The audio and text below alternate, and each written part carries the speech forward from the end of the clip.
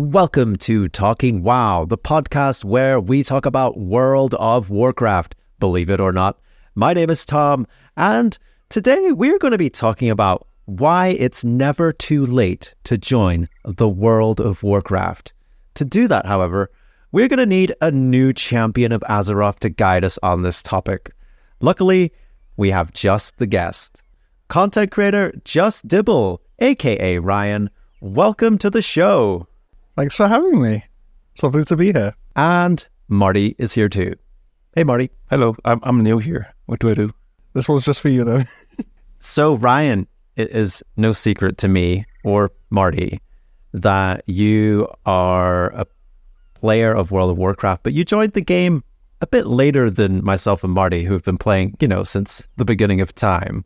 But I think to start us, would you be able to go into a little bit about when and how you got into World of Warcraft at the stage that you did? Yeah, so I've kind of known about World of Warcraft, obviously, for a very long time, because it's such a huge name in the gaming industry. But then I've never really bothered with it. I think I tried it maybe once years and years ago when they had that Chuck Norris ad campaign that I remember popping up on YouTube everywhere. It's good to know Chuck Norris had an impact on somebody, though, isn't it? Yeah, I remember seeing those adverts, and Chuck Norris was like the big meme at the time in my school. So I thought, what the hell, I'll try it. And I was maybe 12, and it just confused me. Like, all I played at that point was basically Halo and Minecraft. So it just so many buttons, no idea what to do with them. So I let it sit for a very long time, and then recently I started about 2 years ago I started dating my partner, and they're massive into World of Warcraft, so their enthusiasm just rubbed off on me, and I thought, what the hell, I'll try it again. And it wasn't the best time for World of Warcraft. Blizzard was in a bit of a hot mess in the public eye. Shadowlands was in its full swing of awfulness. So I was told at the time, and like looking back on it, I could see what everyone was annoyed about with that. But all the same, I kind of fell in love with it once I was guided by the right person. Like to go in it by myself, I think especially at that point in time when Shadowlands was out, would have been insanely difficult, which I think we're going to get onto in a bit of like the new player experience for WoW, but it did help to have someone who had also been playing it for a very long time, because their enthusiasm and passion just really rubbed off on me. Yeah, and it's interesting, and I'm assuming you obviously you came in at Shadowlands, is that right? Yes, I think midway through. And again, like, this is something me and Marty discover just from podcasting, from streaming, and talking to other players. It seems to be becoming more common that you're hearing about players joining the game in Shadowlands, and actually their opinion of the expansion is a lot different from people who've played the game for 10, 15 years, because it's always that thing, isn't it, of the first encounter you have with a game. Sometimes that's the thing that you enjoy the most. It's like the first Final Fantasy game you ever played or something. There's always debates about like which one is the best, and I think it's easy to forget that there are new players coming through when you are someone like myself or Marty, who've just been logging in for all these years and giving Blizzard a lot of money for many years as well. And you forget that there's new people coming into the game that like yourself, Ryan, that jumped into Shadowlands and thought, well, actually, hang on, I really like this, and this is doing it for me. I'm not going to ask Marty his opinion on Shadowlands, but we'll go a bit further here, Ryan, as well. So what did you think World of Warcraft and maybe Shadowlands did right for you that got you more engaged with the game that Chuck Norris couldn't do?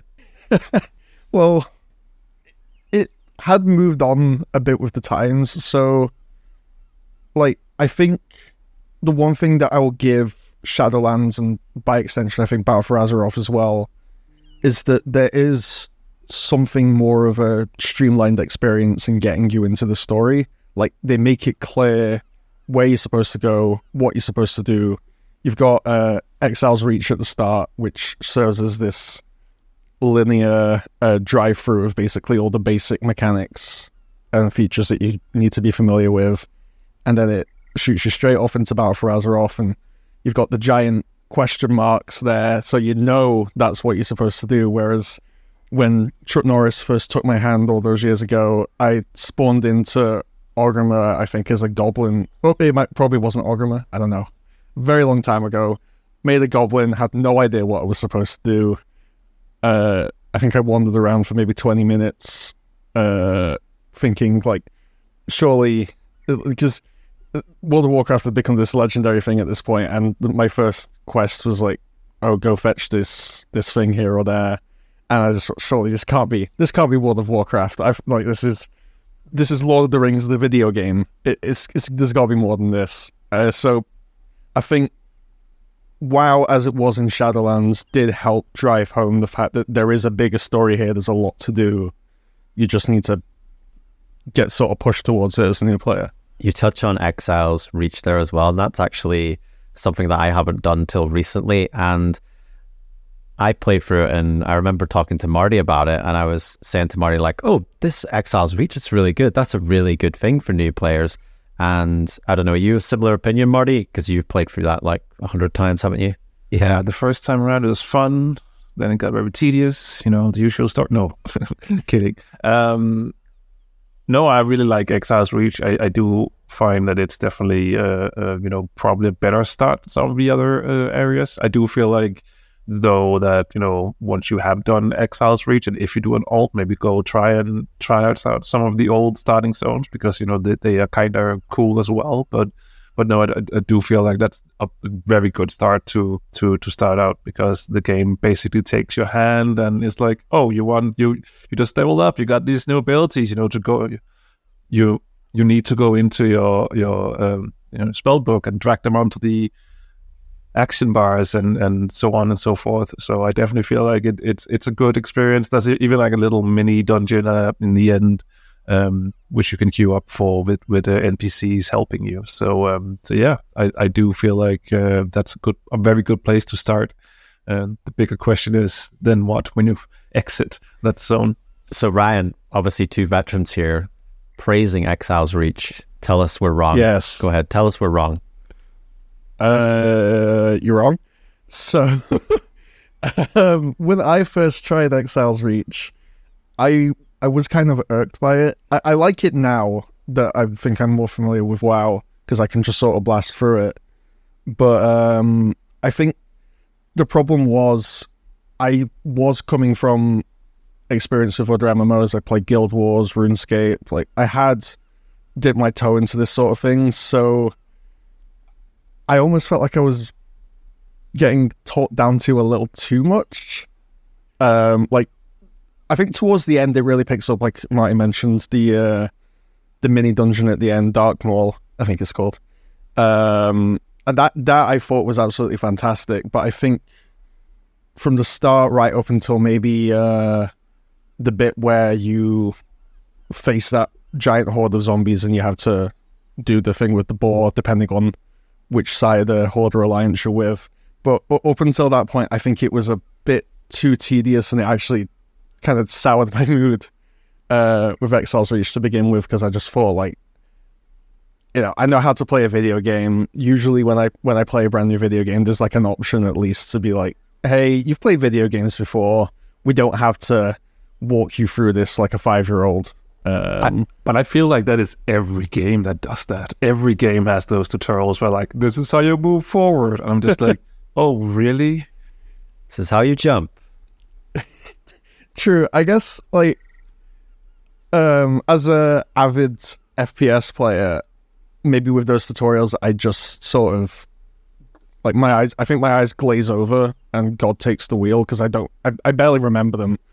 But then with World of Warcraft, I don't know, maybe I was in a bad mood on the day, but there was something about Exile's Reach that got to me a little bit. Like, I feel like it could have been a bit more, I don't know, just assuming you're at the very least capable of knowing what the WASD keys do.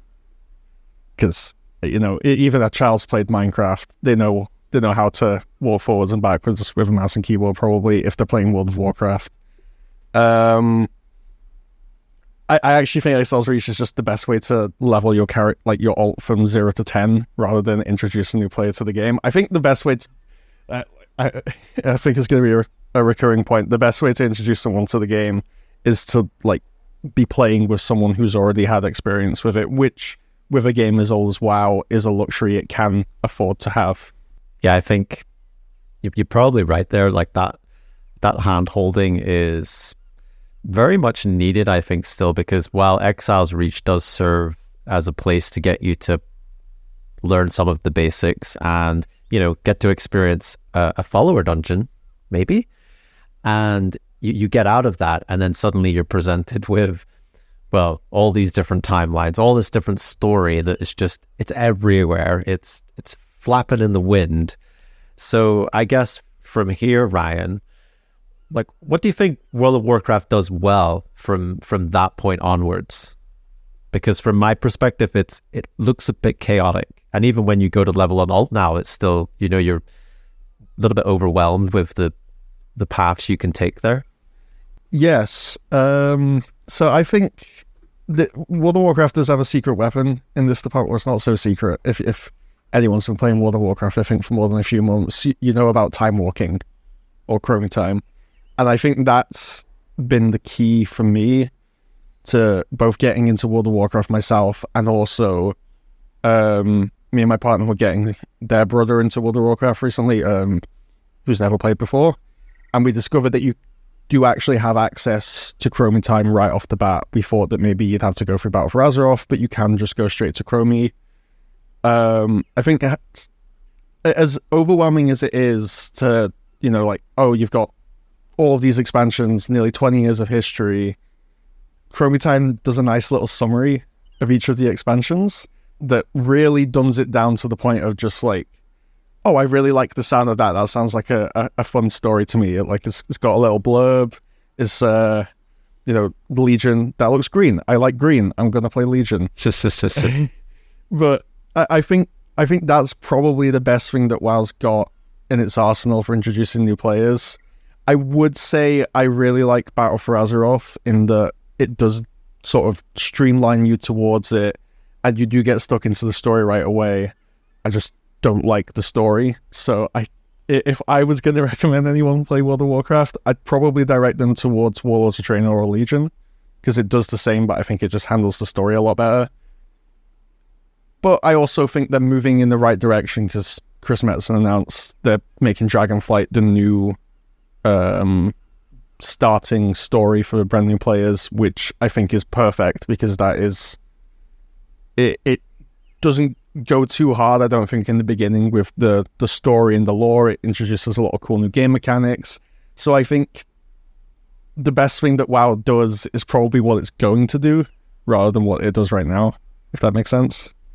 Yeah, I mean, the change they're going to make with Dragonflight being the entry point for new characters, new players, I think that just makes so much sense, because when you look at like how Dragonflight started, there wasn't really much carryover from a previous expansion. It's almost like a new starting point, a new foundation, a new building block. And it's going to be, I think, a lot easier for players just to be like, oh, I'm going to this Dragon Isle. You know, I was on this Exile's Reach, now I'm off doing some stuff with dragons. And then when you're finished up in Dragonflight, that will obviously naturally carry you in the future just where you need to go. And, you know, whether they get to a point again where they need to update that, because, you know, we're 10 years later. I mean, quite frankly, I'm not worried about that. I'm not looking that far ahead. But just on the time walking thing, Marty, what's one of your favorite time walking eras to go back to and level? One of your many priests that you level up? That's actually a good question. I think that nowadays I just jump straight into dungeons and just do dungeons all the way up. So I think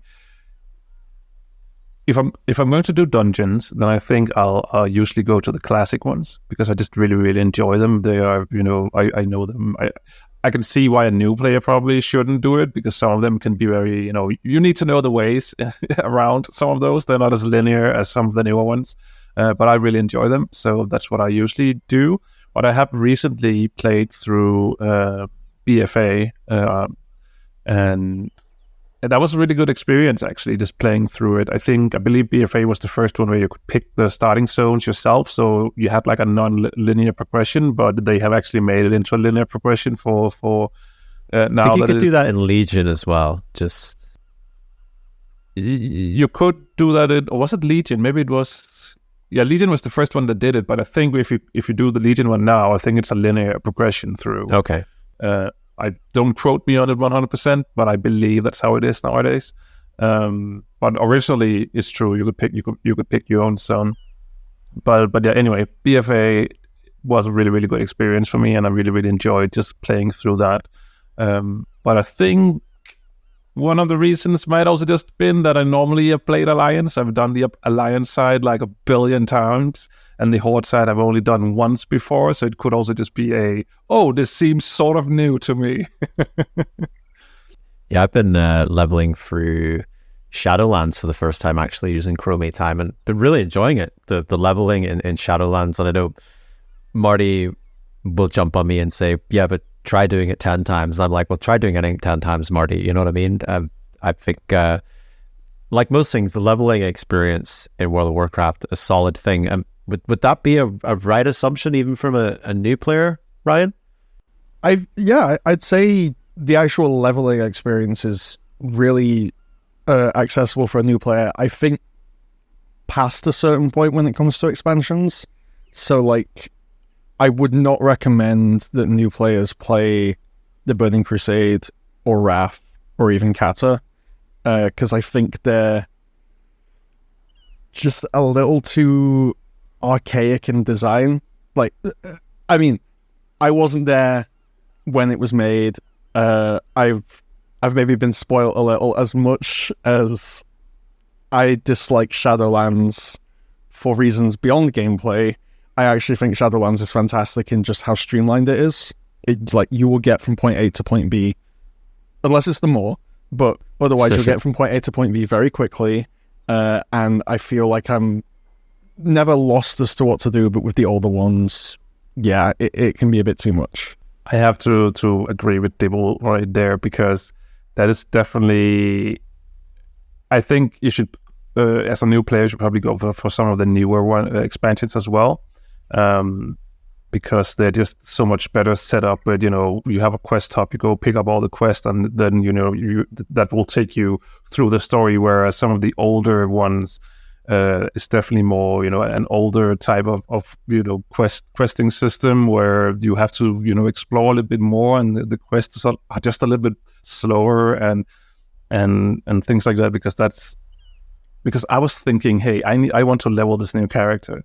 And I still had like a few zones that I haven't completely done all the questing in. So I was like, hey, I can do, two birds with one stone, and get the achievement while level up. But I got, probably 3-4 quests in, and I was like, nope, I'm not doing this. I am going to level another way. I'm going to pick a different chroma time. This is definitely slow. Well, I'm going to say you're wrong, because I think Cataclysm is the way everyone should be starting their World of Warcraft experience. Head on down to Vashir, get your underwater mount, and just have a great time. You're going to have the best time experiencing World of Warcraft's only underwater zone. And that is how this podcast ended its life. So, Ryan, we talked a little bit about what World of Warcraft is doing well for new players. But what's the areas you think they could improve as a new player yourself? So I was coming into this thinking story. This is a personal bias. I do play games mostly for story, and I think it would be wise to assume that with a game as rich and long-lasting, or a franchise even as rich and long-lasting as Warcraft, a lot of people are even still looking to get into it for the story. And I think recently it got way too convoluted, especially Shadowlands. I have done hours of research. I've watched way too much YouTube stuff on summarizing all of the books that go into, like, I know more about war crimes than anyone who's been playing WoW for about 2 years probably should. But yeah, I still have no idea what was going on at the start of Shadowlands. It just, like, there's just so much to absorb and unpack. But then I do think Dragonflight did fix that to an extent.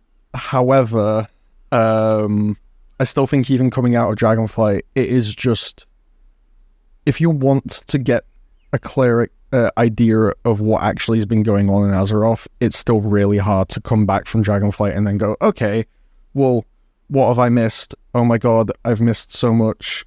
And then either, like, so much happens in an expansion that changes the face of Azeroth forever, in the case of Cataclysm, literally. And then in some expansions equally, I feel like they don't give you enough. Like Warlords of Draenor, I like it as a star experience because it is also pretty self-contained, provided that you've read War Crimes. But at the same time, I feel like coming out of it, I'm none the wiser about anything else that's happened previously. I don't really want to get into the older stuff. Like, when I first started playing 2 years ago, when I started playing on my own after my partner let me off the leash to just sort of explore myself, I did go for Warlords of Draenor on recommendation of just searching through Reddit and various Blizzard forums, and I got through it, and then afterwards I just didn't really want to carry on because I didn't know where to go from there. Like, I really wanted to get stuck more into WoW, but it all just seemed still way too intimidating. I don't really know if there's a way they can fix that, but I think it's just an inevitable problem maybe that a game as old as this has. Well, maybe you see Shadowland never happened, just remove it, and then we can move on from there, right? I think, even as a player who's played the game for so long and has experienced, most of the content as it was current, still looking back on that, it's hard to do that. It's hard to reflect on the content that's actually happened and what order it happened in. Like, do you find that, Marty, that there could be, I don't know if it even needs to be like an interface or, mixed in with Chromie time or something, but more just a clear timeline of when these events took place and perhaps what order they went into? And something I would really like as well, it's probably no benefit to a new player, so I don't really know why I'm bringing it up, but every time like you experience a cinematic in the game, like it would be cool if that was added somewhere into like your timeline, your journal, and you could go back and say like, okay, well this timeline here, I can look back and go, okay, that's this event. And I don't know, just for like a new player, I always find like even with Chromie time, like looking at that, there's so much story that it's hard to really ever get a grip on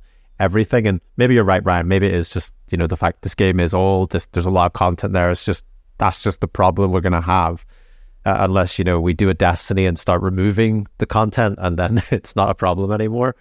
But I don't know, Marty, do you find that as well? Because you've played Warcraft since the start, like, and you're old as well. So, like, do you have trouble remembering the past? Oh, yes. I don't even remember what I had for dinner last night. Don't even remember the question I just asked you, do you? Exactly. I mean, there's a lot of things, because there's also, the original world is not even there either. So the original stories that were told is sort of also gone. So you're also missing some of it.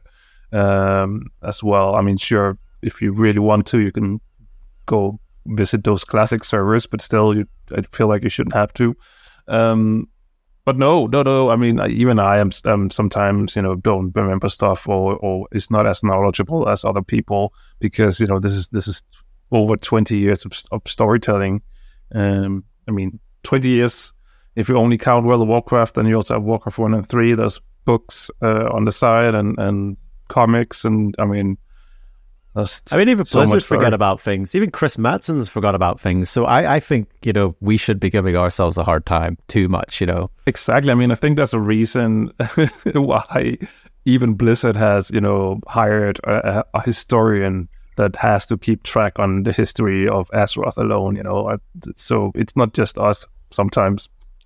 Just put that historian in the game. Yes. That historian NPC, and you can just ask them questions and they can, let you relive any moments from World of Warcraft's history. That'd be really cool. And then there's also retcons, retcons are things that once were true that is not true any longer because they got retconned. Then there's the movie that changed some things as well. So is that movie the new, base, or, how does this work? And there's so many things. Ryan, do you have anything else you want to bring up before we wrap this one up? Actually, yes, just on the note of what else I think WoW could do better. Honestly, it completely slipped my mind because I'm too scared to even try them 2 years in, is raiding.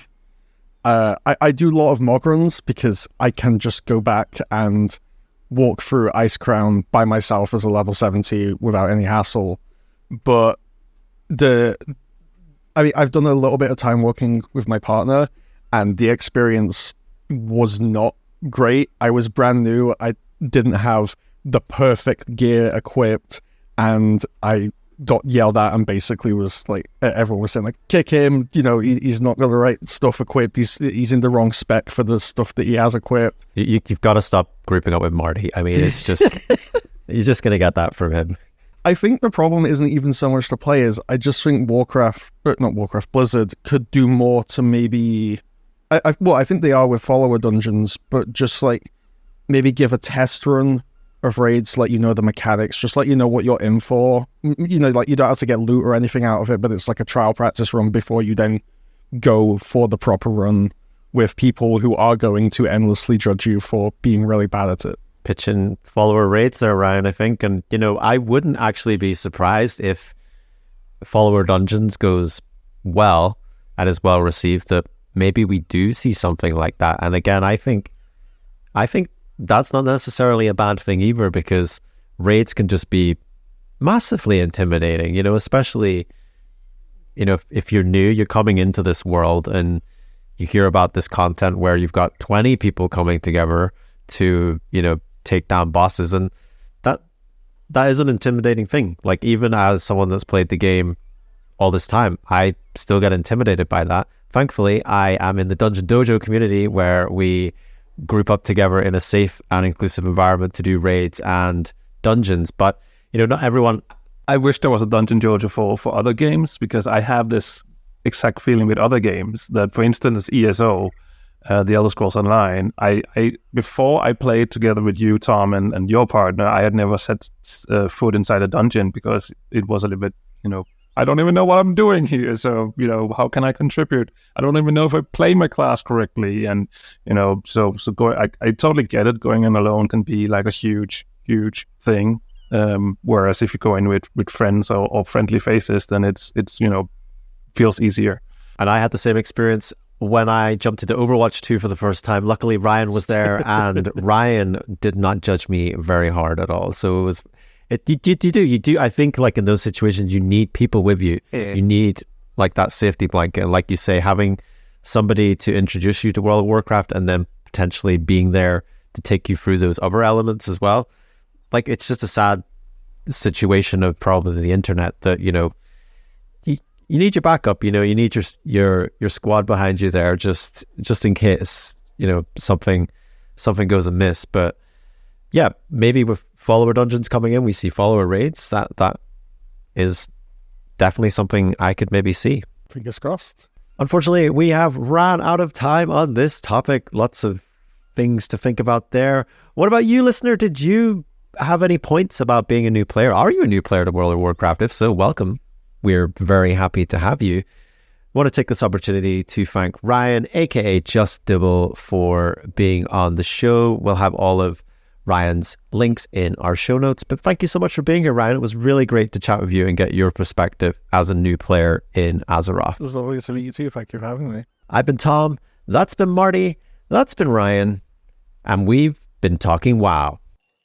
Thanks for tuning in, champion. Did you enjoy this episode of Talking WoW? If so, why not drop a review on your podcast catcher of choice, or leave us a comment. You can find Talking WoW on Twitter or YouTube over at Talking WoW. Hope to see you again soon.